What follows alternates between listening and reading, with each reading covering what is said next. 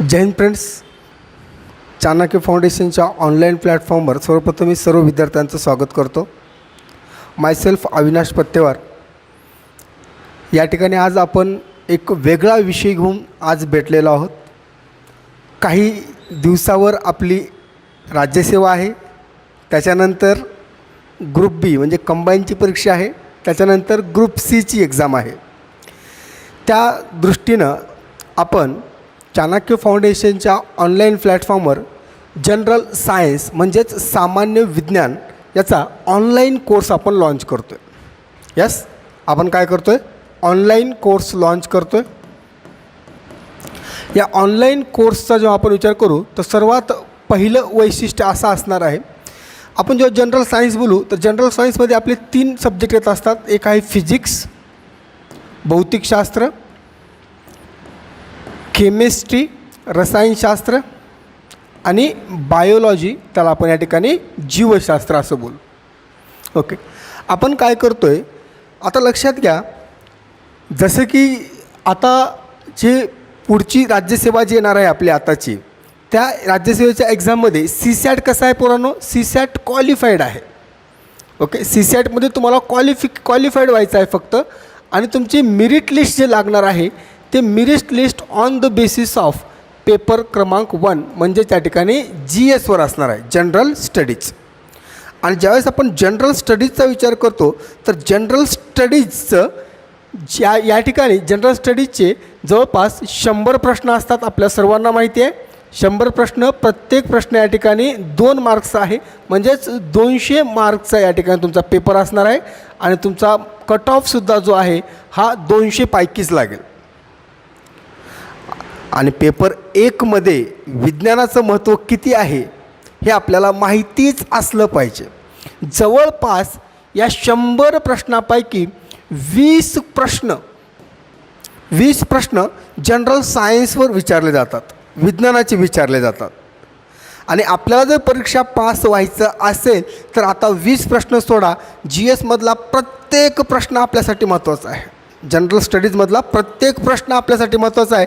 त्यामुळं आता कोणत्याही विषयाकडे दुर्लक्ष करून चालणार नाही. ओके, आता अगोदर आपण काय करायचं की सायन्स आहे, सायन्समधलं समजा फिजिक्स आहे किंवा केमिस्ट्री आहे किंवा बायोलॉजी आहे, त्याच्यामधला काही पार्ट आपण अभ्यास नाही करायचो की ठीक आहे बा, आपण तो जे मार्क्स आहेत ते आपण या ठिकाणी काय करू, CSATमध्ये वाढू, असं काही विद्यार्थी करायचं. ऑलमोस्ट सर्वच नाहीत. ओके, आता आपल्याला परीक्षा द्यायचं आहे, परीक्षा पास व्हायचं आहे, तर जनरल स्टडीजमधला जनरल सायन्स हा खूप महत्त्वाचा ठरणार आहे. ओके, मग त्यासाठी आपण काय करतो आहे की महाराष्ट्रातील प्रत्येक कानाकोपऱ्यातील विद्यार्थ्यापर्यंत जनरल सायन्स सामान्य विज्ञान अगदी सोप्या भाषेत म्हणजेच काय बघा, या ठिकाणी जनरल सायन्सचा सर्वात पहिला जो प्रॉब्लेम काय येत असतो तो लँग्वेजचा येत असतो. लँग्वेज, कारण की आपल्याकडे जे विद्यार्थी आहेत हे तिन्ही बॅकग्राऊंडचे आहेत. सायन्स बॅकग्राऊंडचे आहेत, आर्ट बॅकग्राऊंडचे आहेत आणि कॉमर्स बॅकग्राऊंडचे आहेत. ओके, सायन्स बॅकग्राऊंडपेक्षा आर्ट आणि कॉमर्स बॅकग्राऊंडच्या विद्यार्थ्यांना या ठिकाणी थोडंसं सायन्सच्या संकल्पना समजून घ्यायला थोडंसं अवघड होतात. ओके, आपण काय करतो एकदम सोप्या भाषेमध्ये मराठी आणि इंग्लिश या दोन्ही ड्युएल लँग्वेजचा वापर करून आपण विषय समजून सांगण्याचा या कोर्सच्या माध्यमातून या ठिकाणी प्रयत्न करत आहोत. आपण या ठिकाणी जो कोर्स लॉन्च करतो आहे, या कोर्समध्ये म्हणजे फिजिक्स, केमिस्ट्री आणि बायोलॉजी हे सेपरेट 3 कोर्स असतील. असे 3 कोर्स ठेवण्यामागचा उद्देश मी तुम्हाला सांगतो. बघा, ज्या विद्यार्थ्याला समजा केमिस्ट्री जमत असेल तर त्याला गरज नाही ना केमिस्ट्रीचा कोर्स घ्यायची. किंवा समजा जनरली या ठिकाणी काही विद्यार्थ्याला कसं असतं की बायोलॉजीचा अभ्यास झालेला आहे, समजा ठीक आहे ना, बायोलॉजीचा अभ्यास झालेला आहे, बायोलॉजी जमतं, तर त्या विद्यार्थ्याला बायोलॉजीचा कोर्स घ्यायची आवश्यकता नाही आहे. ओके, म्हणजे तुम्हाला फिजिक्स गरज असेल तर तुम्ही फक्त फिजिक्स घ्या. ओके, फक्त तुम्हाला केमिस्ट्री पाहिजे असेल तर तुम्ही केमिस्ट्री घेऊ शकता, किंवा फक्त तुम्हाला बायोलॉजी पाहिजे असेल तर तुम्ही फक्त बायोलॉजीसुद्धा घेऊ शकता. किंवा त्या ठिकाणी टोटल सायन्स जर तुम्हाला पाहिजे असेल, ओके, टोटल सायन्स जर पाहिजे असेल तर तुम्ही ते टोटल सायन्सचासुद्धा कोर्स घेऊ शकता. म्हणजे आपण असे 4 प्रकारचे कोर्स ठेवतो आहे. एक आहे फिजिक्स, दुसरा आहे केमिस्ट्री, त्यानंतर आहे बायोलॉजी. ओके, हे पहिला मुद्दा आहे. आपल्या कोर्समध्ये जे काही लेक्चर्स असतील हे सर्व लेक्चर या ठिकाणी रेकॉर्डेड स्वरूपाचे आहेत. जवळपास रेकॉर्डेड स्वरूपाचे काही लेक्चर आहेत. त्याच्यामध्ये आपण आणखी काही लाईव्ह लेक्चरसुद्धा घेणार आहेत. ओके, काही लेक्चर रेकॉर्डेड स्वरूपाचे आहेत, काही लेक्चर लाईव्ह स्वरूपाचे होत असतील. लाईव्ह लेक्चरसुद्धा आपण घेऊ. आपली बॅच लॉन्च झाल्यानंतर आपण काही लेक्चर लाईव्हसुद्धा घेऊ आणि त्यामध्ये काही लेक्चर ऑन डिमांड असतील. ऑन डिमांड म्हणजेच काय, आता या ठिकाणी तुम्ही कोर्स घेतलेला आहे. कोर्स घेतल्यानंतर तुम्ही अभ्यास करताय. अभ्यास करतोय समजा पर्टिक्युलर, ओके, समजा तुम्ही बायोलॉजीचा अभ्यास करताय. आता बायोलॉजीच्या कोर्समध्ये समजा या ठिकाणी वनस्पतीशास्त्र किंवा या ठिकाणी वनस्पतीचे वर्गीकरण तुम्ही अभ्यास करताय. ओके, आता वनस्पतीच्या वर्गीकरणामध्ये या कोर्समध्ये तुम्ही अभ्यास करतोय. तुम्हाला असं वाटतं की सर मला याच्यामधल्या काही संकल्पना समजलेल्या नाही आहेत. ओके, तर तुम्ही या ठिकाणी डायरेक्टली तुम्ही मला मेसेज करू शकता की सर मला या गोष्टी परत एकदा तुम्ही समजून सांगा. तर हे टू वे कम्युनिकेशन असणार आहे. म्हणजे असं नाही की तुम्हाला एकदा कोर्स दिला आणि संपलं, असं बिलकुल होणार नाही. टू वे कम्युनिकेशन म्हणजेच ऑन डिमांड. तुम्हाला कशाची आवश्यकता आहे, आणखी कोणत्या गोष्टी तुम्हाला पाहिजे असतील तर तुम्ही ते माझ्यापर्यंत पोहोचून द्यायचं. त्याच्यावर आपण परत एकदा या ठिकाणी काय करायचं, आपण तशा प्रकारची काही ऑन डिमांड लाईव्ह लेक्चरसुद्धा अरेंज करणार आहोत. यामध्ये आत्तापर्यंतचे विचारलेले आयोगाचे जे क्वेश्चन्स आहेत, MPSCचे जे क्वेश्चन आहेत त्याचे या ठिकाणी ॲनालिसिससुद्धा आपण लाईव्ह लेक्चरच्या स्वरूपामध्ये करणार आहोत. ज्याच्यामधून या ठिकाणी काय होत असतात की 2 प्रश्न या ठिकाणी रिपीट होत असतात, ते आपल्याला दिसतं. ओके, ठीक आहे. हे आपल्या कोर्सचं स्वरूप असणार आहे. त्यानंतर थोडंसं पुढं आपण चर्चा करू सायन्सबद्दल. आता एक तर गोष्ट आहे, सायन्समध्ये या ठिकाणी फिजिक्स, केमिस्ट्री आणि बायोलॉजी हे 3 सब्जेक्ट येतात. आता पहिला तर मुद्दा एक लक्षात घ्या, या तिन्हीपैकी कोणत्याही एका विषयाकडे दुर्लक्ष करून चालणार नाही. म्हणजे तिन्ही तुम्हाला करायचं आहे. फिजिक्स पण करायचं आहे, भौतिकशास्त्र, रसायनशास्त्र आणि बायोलॉजी. ओके, एका विषयाचं थोडंसं आपण चर्चा करू. नेमकं काय असतं, ज्यावेळेस आपण भौतिकशास्त्राचा विचार करू, भौतिकशास्त्र, फिजिक्स, ओके, नेमकं स्ट्रॅटर्जी आपली कशी असली पाहिजे, कसा अभ्यास करायचा भौतिकशास्त्राचा. ओके, आता भौतिकशास्त्राचा विचार करू तर भौतिकशास्त्रामध्ये सर्वात महत्त्वाचे टॉपिक्स कोणते आहेत, तर सर्वात महत्त्वाचा पहिला टॉपिक जो येत असतो तो म्हणजे कोणता आहे, प्रकाश. त्याला आपण काय बोलू, लाईट. ओके, दुसरा टॉपिक आहे विद्युतधारा, करंट, इलेक्ट्रिसिटी. तिसरा टॉपिक आहे ध्वनी, त्याला आपण साऊंड असं बोलू. ओके, हे 3 टॉपिक खूप महत्त्वाचे आहेत, खूप महत्त्वाचे आहेत. त्याच्यानंतर गुरुत्वाकर्षण आहे. ओके, गुरुत्वाकर्षण आहे, ग्रॅव्हिटेशन आहे, गती आहे, बल आहे. ओके, कार्य आणि ऊर्जा आहे, आणखी काही टॉपिक्स आहेत. ओके, आता भौतिकशास्त्राचा अभ्यास करते वेळेस आपली अभ्यास करण्याची पद्धत कसली असली पाहिजे. ओके, सर्वात पहिले या ठिकाणी लक्षात घ्या की भौतिकशास्त्रावर आयोगाने जे प्रश्न विचारलेला आहे तर मॅक्झिमम क्वेश्चन आपल्याला या ठिकाणी गणितीय उदाहरणे बघायला भेटतात. काय बघायला भेटतात, गणितीय उदाहरणे. आत्तापर्यंत आयोग जे या ठिकाणी भौतिकशास्त्रावर जर प्रश्न विचारत असेल तर मॅक्झिमम या ठिकाणी काय विचारतो आयोग, गणितीय उदाहरणे विचारतो. ओके, गणितीय उदाहरणे त्याला आपण न्यूमेरिकल्स असं बोलतो.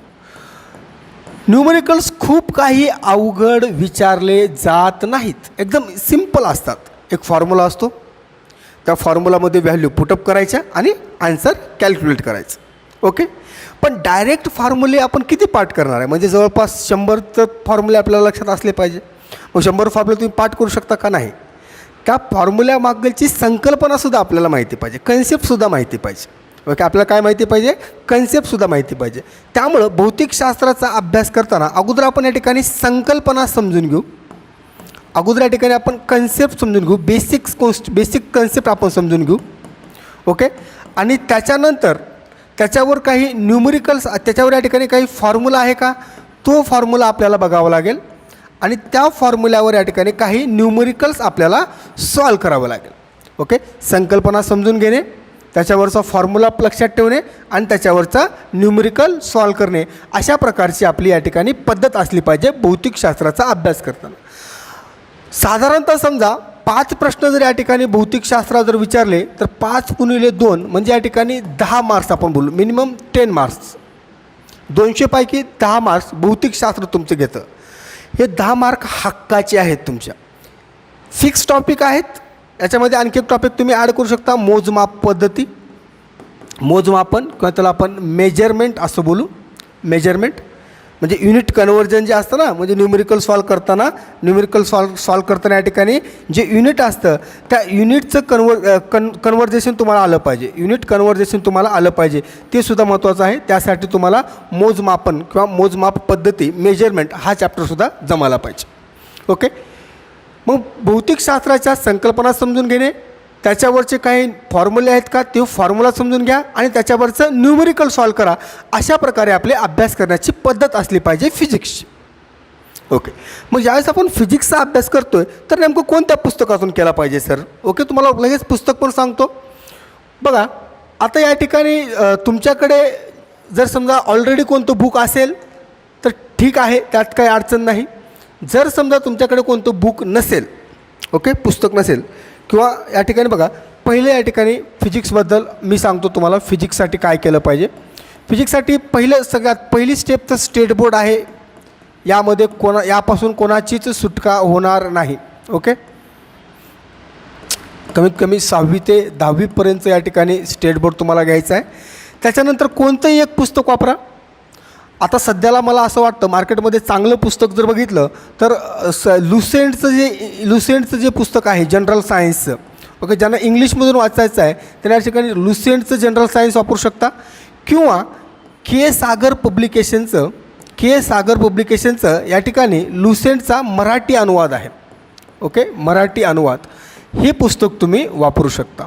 ओके. एक स्टेट बोर्ड वापरा पहिलं सुरू, त्याच्यानंतर या ठिकाणी लुसेंटचं मराठी अनुवाद आणि त्याच्यानंतर आपले recorded lectures plus live lectures, question पेपरचं ॲनालिसिस, म्हणजेच क्वेश्चन पेपर आपण आयोगानं आत्तापर्यंत कशा प्रकारचे प्रश्न विचारलेले आहेत त्याचं ॲनालिसिस करणं, आणि काही त्या ठिकाणी आपल्याला काय करावं लागेल, टेस्ट या ठिकाणी किंवा काही क्वेश्चनची प्रॅक्टिस करावी लागेल.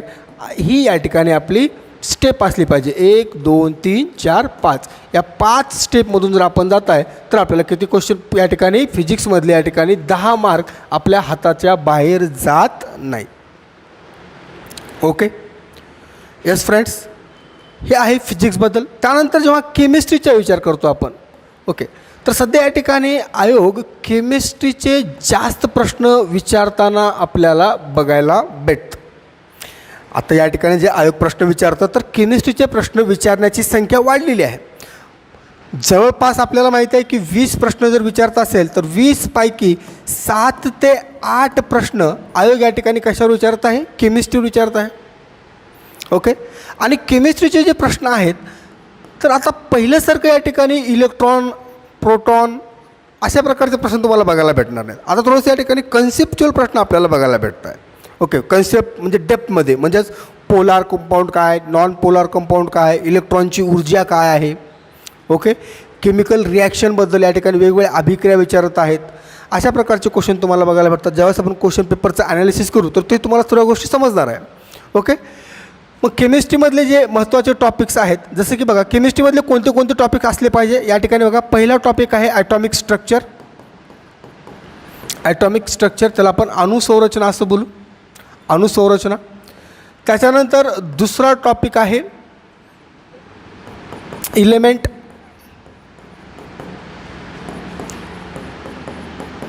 मॉलिक्यूल मॅटर म्हणजे द्रव्याची संकल्पना समजून घ्यायची, द्रव्याची संकल्पना. ओके. द्रव्याची संकल्पना. त्याच्यानंतर या ठिकाणी इलेमेंटचं क्लासिफिकेशन आपण बघत असतो, classification of element. Classification of element. मूलद्रव्याचे वर्गीकरण आपण बघू, मूलद्रव्याचे वर्गीकरण. त्यानंतर मेटल आणि नॉन मेटल टॉपिक आहे.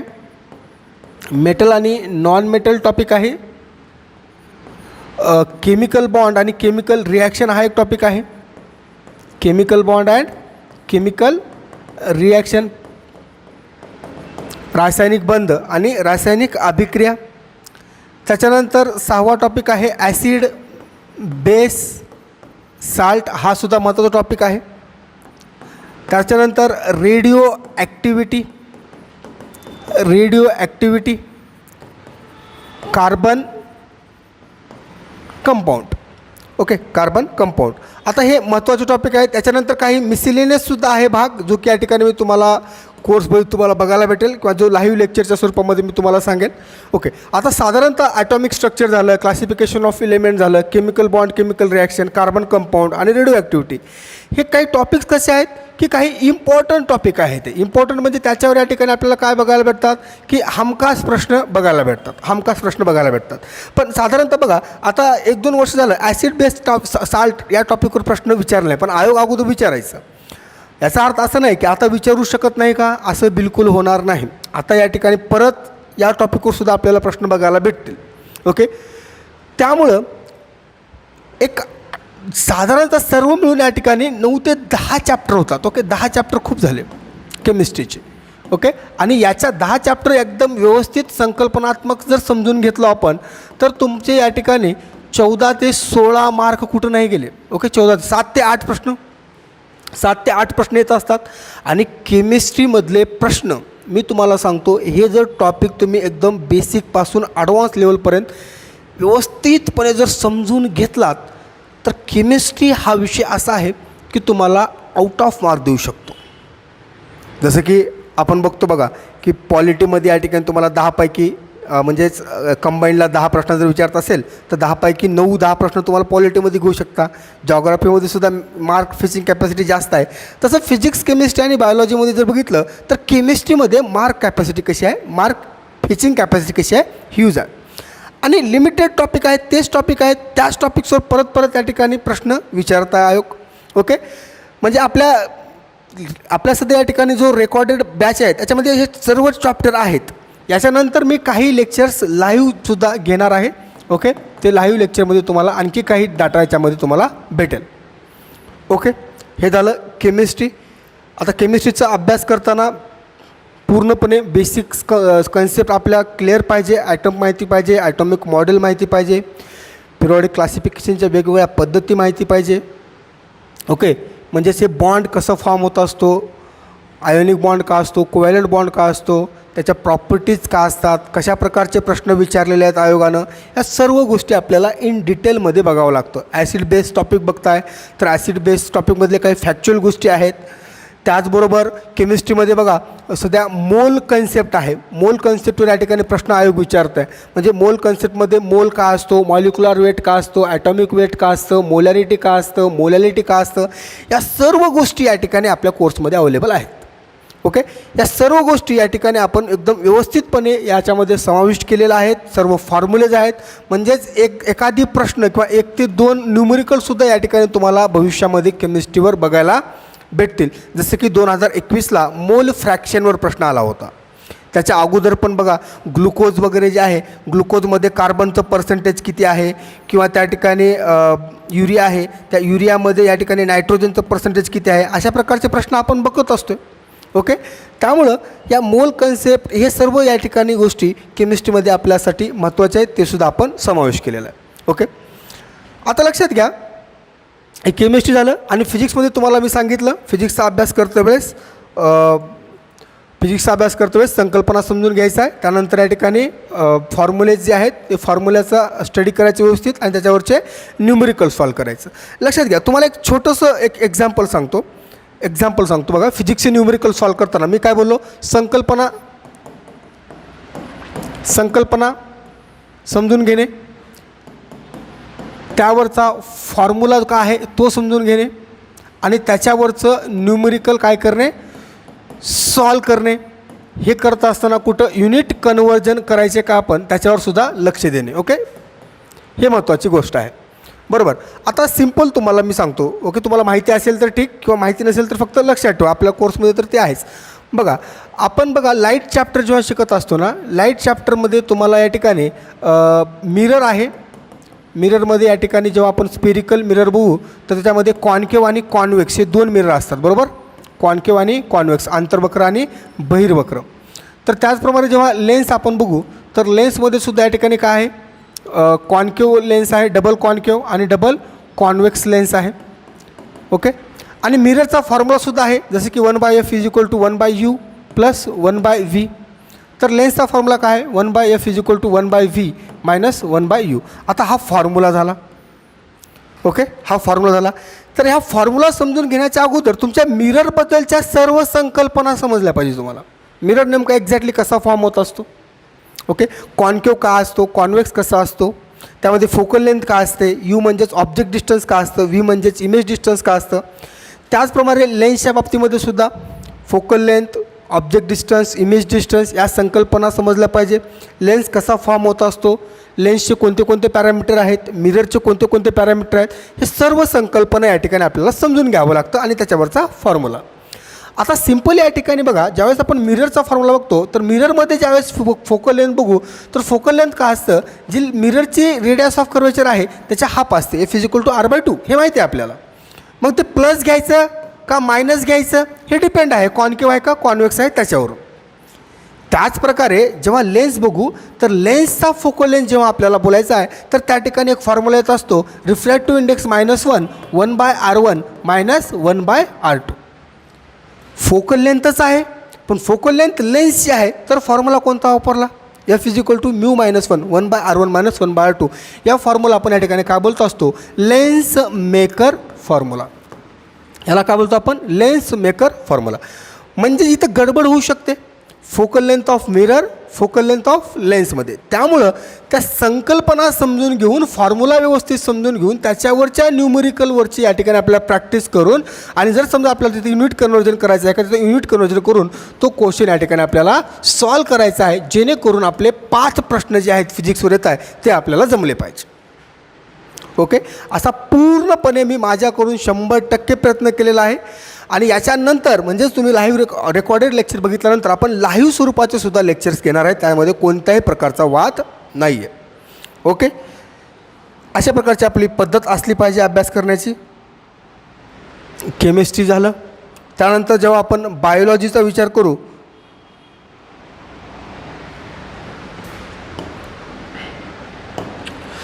आता बायोलॉजीचा जेव्हा आपण विचार करू मित्रांनो, बायोलॉजी जीवशास्त्र.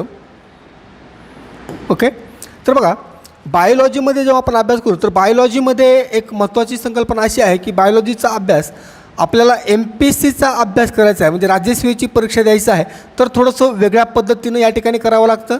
आणि कंबाईंड ग्रुप बीला थोडीशी स्ट्रॅटर्जी कशी आहे, वेगळी आहे. कंबाईंड ग्रुप बी असू द्या किंवा कंबाईंड ग्रुप सी असू द्या, यासाठी थोडीशी स्ट्रॅटर्जी वेगळी आहे. थोडंसं टॉपिक, कोणत्या टॉपिकला महत्त्व द्यायचं ते सुद्धा थोडंसं पॅटर्न वेगळं आहे.